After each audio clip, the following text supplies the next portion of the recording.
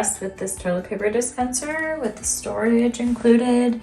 And it has this sort of soft close piece on it, so that makes it really nice when you go to close it. That's it. You can hear it doesn't have that loud clinking sound that you would expect. And I am going to need to touch up the wall, but we hung this at the standard height.